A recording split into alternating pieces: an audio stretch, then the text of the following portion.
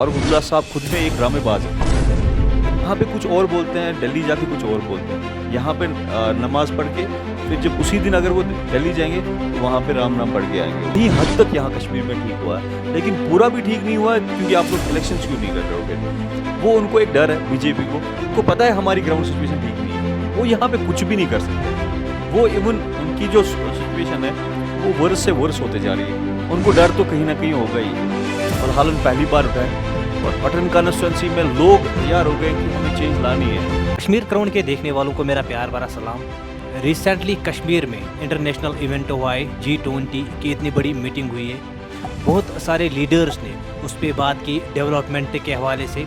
आज हमारे साथ बातचीत करने के लिए जेके अपनी पार्टी के यूथ लीडर जावेद इकबाल है। जावेद साहब खैर मकदम आपका कश्मीर। शुक्रिया जनाब। जावेद साहब क्या कुछ कहना है G20 के हवाले से जो इतनी बड़ी मीटिंग कश्मीर में हुई है? सर अगर मैं कश्मीर के जो डेवलपमेंट के हवाले से बात करूं तो मेरे हिसाब से बहुत ही अच्छा एक स्टेप है।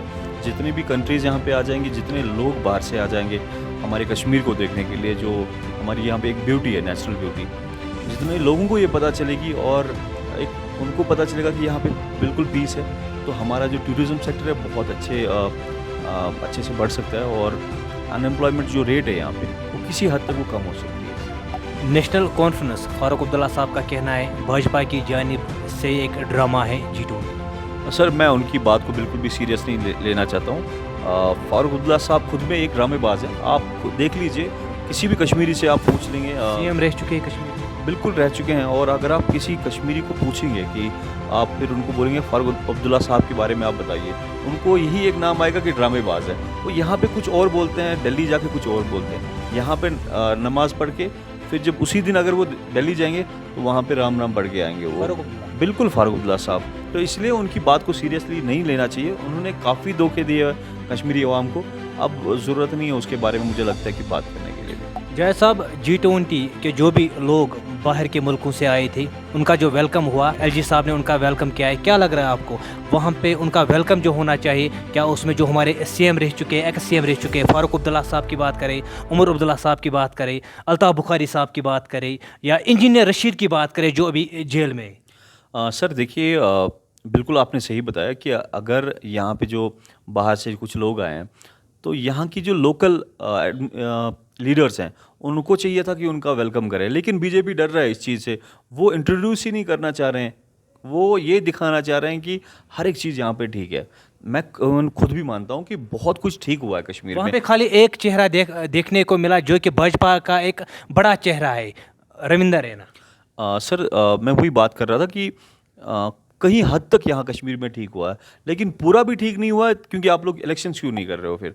वो उनको एक डर है बीजेपी को, जो वो वहाँ से दिखाना चाह रहे हैं। पर सर इलेक्शन उसको तो बीजेपी को नहीं करने। सर लेकिन डिले भी वही कर रहे हैं एक्चुअली। जो इलेक्शन कमीशन को जो इलेक्शंस के डेट्स देने थे, यहाँ कोई भी रीज़न नहीं है कि वो उसको डिले करें। सिर्फ रीज़न बीजेपी के लिए है कि उनको पता है हमारी ग्राउंड सिचुएशन ठीक नहीं है। वो यहाँ पे कुछ भी नहीं कर सकते हैं। वो इवन उनकी जो सिचुएशन है वो वर्स से वर्स होते जा रही है जम्मू कश्मीर में। तो वो लोग नहीं, यहाँ की जो लोकल लीडरशिप है उनको वो सामने नहीं लाना चाह रहे हैं, जो कि बहुत ही गलत है। क्योंकि अगर आपके बाहर से मेहमान आए तो यहाँ के जो अपने लीडर्स हैं वो वेलकम करें उनको। लग रहा है आपको कश्मीर में डेवलपमेंट होगी G20 की जो इतनी बड़ी मीटिंग हुई है यहाँ पे?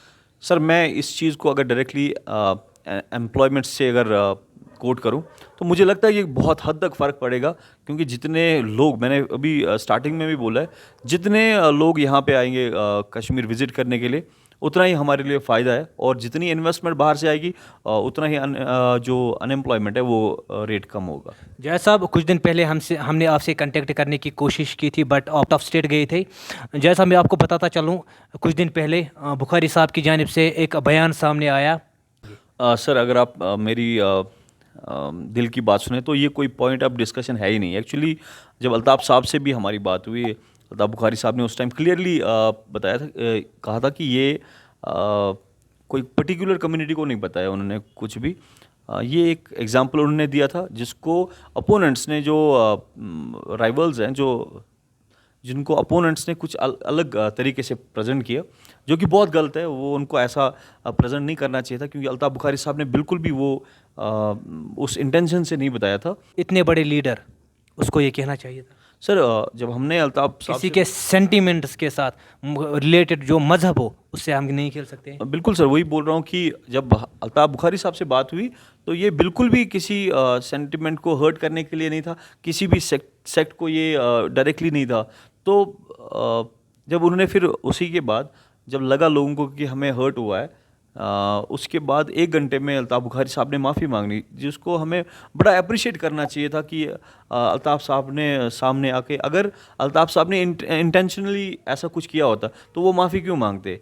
और जो मेरी शिया बरादरी है, आपको इवन खुद भी पता होगा, मेरी जो कॉन्स्टिट्यूंसी है पटन कॉन्स्टिट्यूंसी, वहाँ पे एक बड़ा फ्रैक्शन हमारी शिया बरादरी का भी है। तो मेरे पहले से ही एक रिलेशन उनके साथ रहे।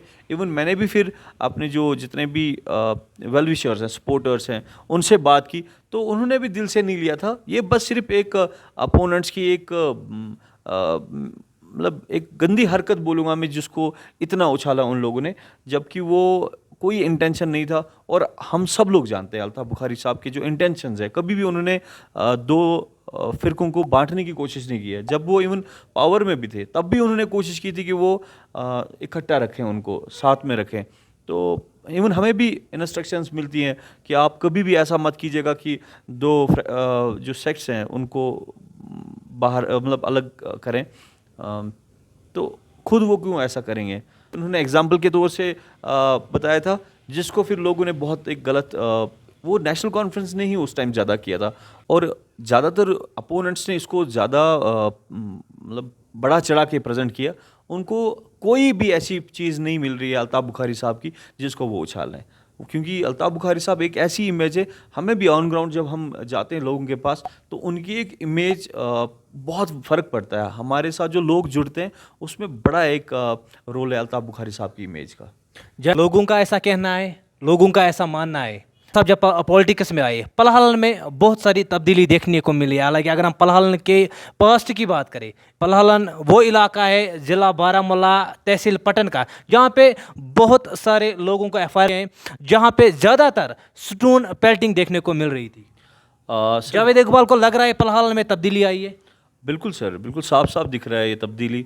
और अगर आप साफ मन से सामने आते हैं, अगर आप ये सोच के आते हैं कि मुझे लोगों के लिए किसी भी हालत में काम करना है, और भले ही फिर हार जीत वो अल्लाह के हाथ में है, लेकिन अगर हमारे हाथ में किसी एक बंदे को हेल्प करने की क्षमता है, तो हम वो तहे दिल से करें, तो वो लोग फील करते हैं। जो पलहलन वालों ने जो फील किया कि जो ये लड़का हमारा पॉलिटिक्स में आया है, ये लोगों की बहबूदी के लिए निकला है। और बार बार मैं बात करता हूँ, जो एफआईआर्स में जो बच्चे हैं यहाँ पे, मेरी जो चाहत है, दिली चाहत कि ये ख़त्म होना चाहिए, और यहाँ का जो ड्रग जो माफिया है वो ख़त्म होना चाहिए। और अल्हम्दुलिल्लाह बहुत फ़र्क देखने को मिल रहा है कि नया कोई एफआईआर नहीं देखने को मिल रहा है बहुत टाइम से यहाँ पे। तो उस चीज़ के लिए खुशी है, और ये सबको ये दिख रहा है, ये चीज़, ये डेवलपमेंट सबको दिख रही है। अपोनेंट्स के लिए क्या कुछ कहना चाहिए? देखिए सर, उनको डर तो कहीं ना कहीं होगा ही कि पलहलन पहली बार उठा है, और पटन कॉन्स्टिट्यूंसी में लोग तैयार हो गए कि हमें चेंज लानी है। अब जो पहले जो अपोनेंट्स करते थे कि वो फरमान निकालते थे अपने घर से ही कि ऐसा कीजिए इलेक्शंस में, ऐसी बिल्कुल भी कोई इस बार कोई बात नहीं होगी। और इस बार पटन कॉन्स्टिट्यूंसी में सबसे ज़्यादा मुझे लगता है जो वोटिंग परसेंटेज है वो पटन से होगी, क्योंकि लोग बहुत तंग आ गए हैं पुराने इन जितने भी एमएलएज हैं यहाँ पे, क्योंकि डेवलपमेंट नहीं की उन्होंने किसी पर्टिकुलर एक चीज़ को रख के इलेक्शन लड़ना था। इस बार डेवलपमेंट के लिए बात होगी, और इस बार लोग उनको खुद बोलेंगे कि आप लोगों ने क्या काम किए हैं। जिस दिन भी ये लोग लोगों में जाएंगे, हमारे जो एक्स एमएलएज है, अभी वो उस तरीके से नहीं जाते हैं, अभी वो अपने वर्कर्स के यहाँ पे जाते हैं। लेकिन इलेक्शन के दौरान जब भी वो लोग पटन कॉन्स्टिट्यूंसी के किसी भी गांव में जाएंगे, तो वहाँ लोग ज़रूर पूछेंगे उनसे कि आपने आज तक किया गया है। अगर आप लोग आज तक 35 साल तक किसी पावर में रहें, आप लोगों ने पटन कॉन्स्टिट्यूंसी के लिए किया गया है। और सर मैं आपको दिल की एक बात बताऊं, बड़ा दुख होता है जब आप कहीं देखते हो कि इस टाइम पे भी 21st सेंचुरी में भी आपको पीने का पानी तक नहीं है घर में। तो बड़ा हर्ट होता है। ये ऐसी चीज़ है जो नेसेसिटी है, लेकिन उन लोगों ने ये चीज़ें भी फराहम नहीं की थी लोगों को। मुझे समझ नहीं आ रहा है कि वो किस मुंह से वो लोग अब यहाँ के लोगों को फेस करेंगे।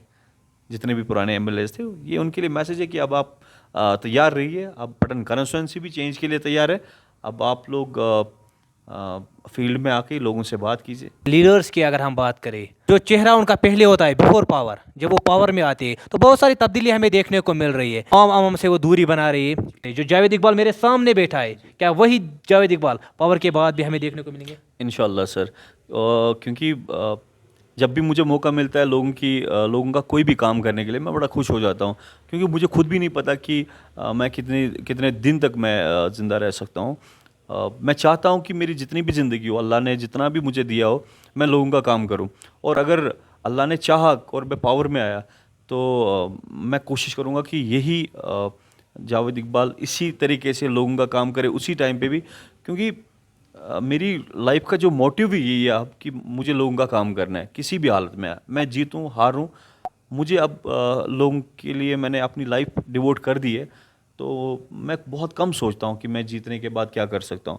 मैं ज़्यादा ये सोचता हूँ कि मैं आज क्या कर सकता हूँ लोगों के लिए। जहाँ मुझे मौका मिलता है मैं अपना काम ईमानदारी के साथ करता हूँ और इंशाअल्लाह रहमान आगे भी करता रहूँगा। सब टाइम देने के लिए बहुत बहुत शुक्रिया। शुक्रिया सर। ये थे हमारे साथ अपनी पार्टी के youth leader Javed Iqbal. Updates के साथ आप बने रहे कश्मीर क्राउन के साथ। तब तक आप अपने मेज़बान यासीन गनाई को दीजिए इजाज़त। अल्लाह हाफिज़।